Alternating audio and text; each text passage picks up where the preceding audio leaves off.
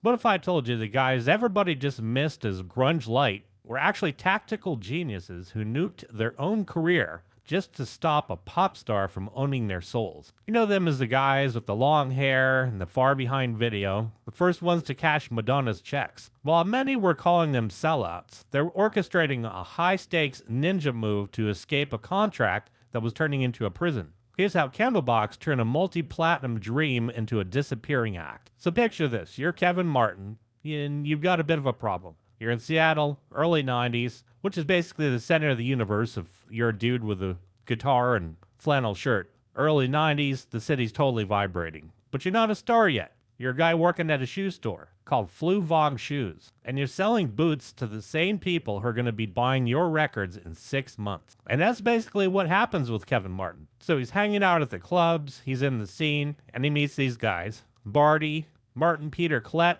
and Scott Mercado. And they start a band, and at first they call themselves Uncle Duke, but that doesn't stick. They change it to Candlebox, and they got this sound, bit rock, bit of soul, whole lot of that heavy, brooding Seattle energy that every record exec in LA is currently foaming at the mouth for. And here's the thing about that shoe store. We're not talking just any shoe store. Kevin happens to be working there with a woman named Susan Silver. Now, Susan is the woman who manages Soundgarden at the time, married to Chris Cornell. She's also managing Alice in Chains, Mother Love Bone.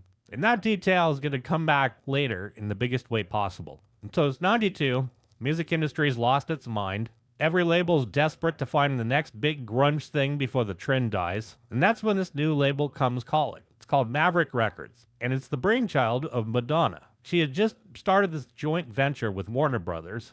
She's got these partners, Freddie DeMann, 21-year-old dude named Guy Osseri, and they need a rock band to give the label some immediate street cred. So no pop acts, nothing that is too shiny. And so Guy sees Candlebox playing at a club, he's like, yeah, there you go, those guys. And Candlebox are just kids, basically. Kevin's 22.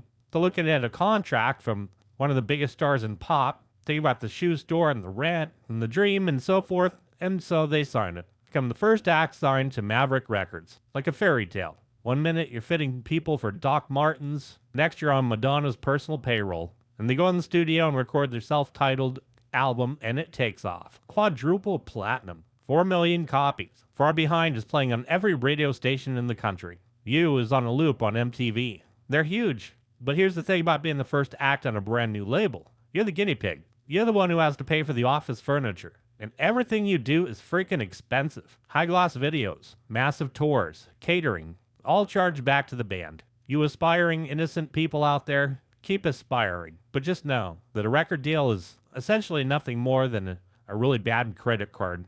So while Maverick is getting rich, Madonna is looking like a genius mogul, the band's starting to realize that being a multi-platinum rock star doesn't actually mean you have any money in your pocket. And that's when the honeymoon starts to get a whole ass load of rocky. The interesting thing about Far Behind, which is still their most enduring hit, many people saw it as a love ballad, but it was actually about Andrew Wood, the Mother Love Bone singer who OD'd in 90. He and Kevin were buds. And the original lyric was literally, now Andy, I didn't mean to treat you so bad. But Kevin didn't want to be obvious about it. Didn't want to cash in on a dead friend, so he changed that one word. Now maybe. And just like that, a eulogy for a Seattle musician became the soundtrack to a million prom slow dances, grinding to a smack OD. So Candlebox is selling millions of records, and they have another problem. Back home in Seattle, the purists just cannot stand them. I mean, they really hate them. Local scene is built on this idea of authenticity. Had to play in a basement for 5 years for 3 people and a dog. If you didn't, you weren't real. Because Candlebox got basically picked up to a major label so fast, and they had that big, polished, radio-ready production, the Seattle elite were just looking at them like industry plants. Corporate grunge called them the hair metal of Seattle. It's brutal. The Seattle scene in the early 90s was very small. Very judgy club. If you weren't suffering, you were not an artiste. And so while Nirvana, Pearl Jam, Soundgardens are the kings of the mountain, Candlebox is treated like the unwanted little brother who showed up to the party in a brand new car. They're selling a ton of records, but they can't get a single break from the critics. So Kevin Martin is sitting there looking at these massive crowds, 20,000 people, screaming their name, reading reviews in Rolling Stone that say his band is a joke and just totally messes with your head. And so the band decides the only way to prove themselves is just to work. They tore and tore and tore and tore some more. Ended up playing something like 450 shows in 2 years. I remember when Rush picked them up, and people were like, interesting that you chose Candlebox as an opener. And Rush was like, yeah, well, here they are. They actually had a hit that was in something other than 4/4 time. And they also had Jerry Cantrell at that point. Pretty cool triple bill. I remember when Candlebox was first on, all the girls were screaming for them when they hit that stage. And then they just became more confused as the night went on. Until Rush was on stage, and then it was all just a bunch of nerdy dudes. It was great. But Candlebox was doing a whole marathon every single night. Living on a bus, breathing the same recycled air, eating the same truck stop food. They're also on the road with Metallica, playing Woodstock 94 in the mud. When you're on the bus for that long, you're being hated by your peers, exploited by your label, those cracks start showing. And the dark joke about that Metallica tour, the reason why Candlebox got that slot in 94 was because Alice in Chains had to drop off. Lane's use of the smack was so bad he couldn't even get on the bus. And so Metallica actually called Candlebox to fill in. But here's the thing, when you're touring that hard, you don't have time to write. You don't have time to process the fact that you're a multi-millionaire on paper, but your bank account is empty. Just a machine that generates revenue for the record label. And Maverick, they don't care about the burnout. They just want the next hit. Give us another Far Behind. So they're pushing the band to get back in the studio for the second album before the whole grunge bubble pops. Band is tired as hell, burned out, running on fumes and cheap beer and feeling like they're being used. And so it's 95. The band puts out their second album, Lucy, and it's darker, heavier, not as radio friendly as the first one. Kevin's going for more depth, not just a pop rock band anymore with grunge overtones. At the label, Maverick is getting nervous. They want those $4 million sales again. Lucy falls really short at only about 500,000 copies. Now, in the real world, selling 500,000 is pretty darn good. But coming off of the huge success they had, and in the 90s, in the middle of a gold rush, if you only sell 1 million even, the label looks at you like you're a failure. So the vibe at Maverick is starting to shift. People who originally signed the bands, ones who believed in the music, are starting to move on. Freddie DeMann, the veteran who was the real business brains behind the operation, gets pushed out. Madonna's busy being a global icon and doing her own thing. Suddenly there are new execs in the office, and they have no loyalty to Candlebox, just numbers, spreadsheets, looking for the next big thing that could sell 10 million copies. And then they pick up Alanis Morissette. Alanis puts out Jagged Little Pill, and it sells 30 million copies. 30 million! And so suddenly Candlebox just is not a priority anymore. They're the old toys at the bottom of the bin. So when the band goes in to record their third album, Happy Pills, the label's ignoring them. No marketing budget, no support, just being told to go away and make a record for as little money as possible. And the band are just miserable. They're fighting with each other. Pressure is just insane. Scott Mercado, the drummer, he's like, dude, I'm out of here. Leaves in 97. Barty, not long behind him, leaves to go to college. Kevin and Peter are the only ones left from the original lineup. And the label now is telling them what to write, how to sound, trying to force them into a box, not a camel one. And so Kevin realizes that they're in the trap. Yeah, they have to get a couple more albums to the label under contract. They're in debt for millions of dollars in recoupable expenses, that little credit card thing I was telling you about. And the label's not even trying to help them anymore. They're stuck in a legal cage.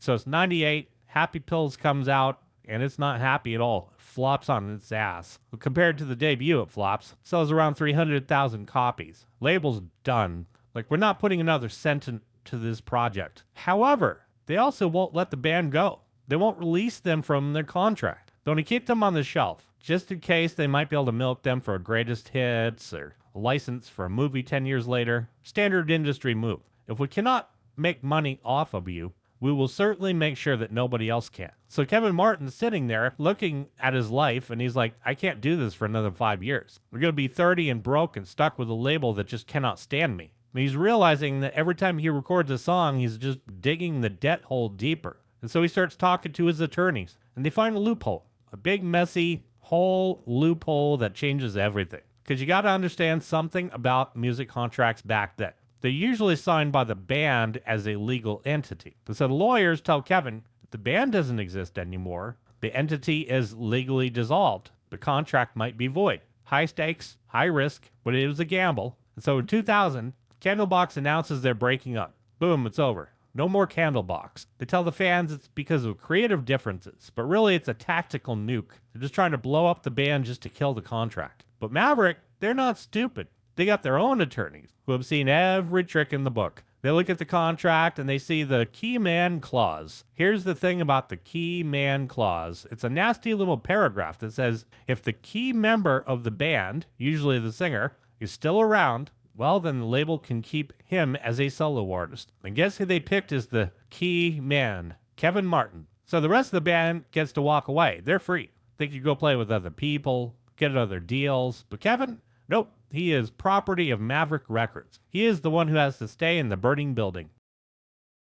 And so Kevin is in a total nightmare. His band is gone. His friends are gone. Still signed to Madonna's label. They're demanding a solo album. They're like, hey, you're our key man. Give us those key man hits. Give us the next Far Behind, but with your name on the cover. Kevin's like, screw you. I'm not giving you anything. He knows if he gives them a good album, they'll just keep him forever. The only way out is to become worthless. And so he starts a war of attrition. Goes in the studio, starts recording the most uncommercial, weird, garbage music he can even think of. Totally doing it on purpose. Trying to make Maverick hate him. Make them so disgusted that they'll just can him. Spends 2 years recording what he calls duress demos. Recording music with a legal gun to his head. And he's making sure that every single note is pure trash. Singing off key, writing nonsense lyrics, making quote-unquote unacceptable noise. And Maverick, well, they're stubborn. They keep him for 2 years. 2 years of listening to Kevin Martin record garbage and saying, nope,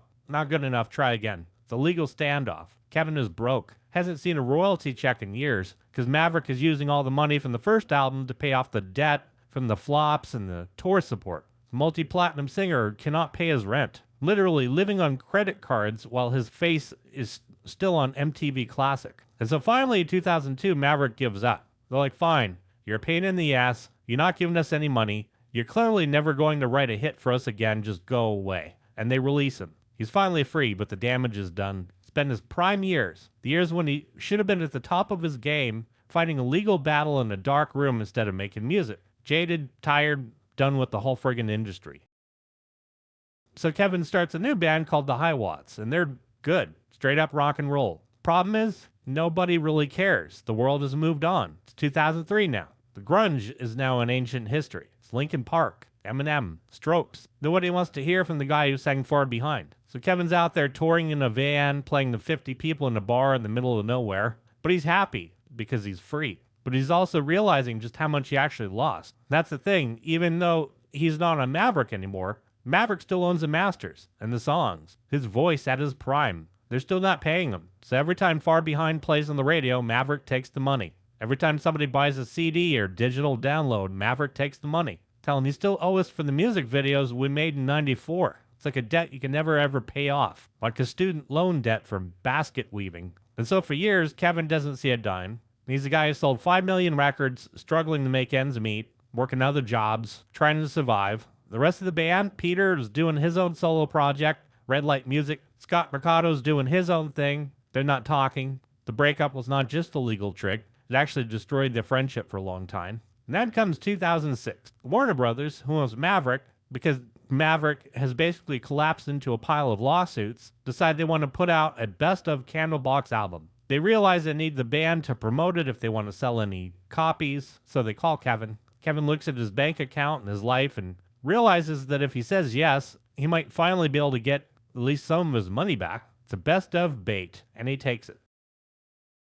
And so the band gets back together. Haven't played together in 6 years. Haven't even really been in the same room. They get into rehearsal space, start playing Far Behind, and it actually sounds pretty damn good. Chemistry's still there. Even despite all the legal crap and everything, they actually like being a band. And so they hit a reunion tour. Fans are there. They miss them. They don't care about all the critics and whatever else that they went through. They just want to hear the songs. The tour is a success, finally making some real money on the road. The legal battle's not over. Kevin is still fighting for those royalties, sitting in meetings with accountants and lawyers trying to figure out where all those millions of dollars went between 93 and 2000. And it takes until 2011, 11 years after the breakup, 18 years after the debut album, Kevin finally gets to see a royalty check for those first 3 Candlebox records. 11 years. Imagine being a superstar selling millions of copies of an album and having to wait a decade to get paid for your work. That's the reality of the 90s record deal. The whole truth nobody tells you when they're handing you that pen. And so Candlebox becomes a working band again. Not on the cover of magazines, but they're touring, putting out new albums, Into the Sun, Love Stories, and other musings. They're independent, doing it on their own terms. But Kevin's different now. He's seen the double window of the business. It's not the shoe store kid anymore.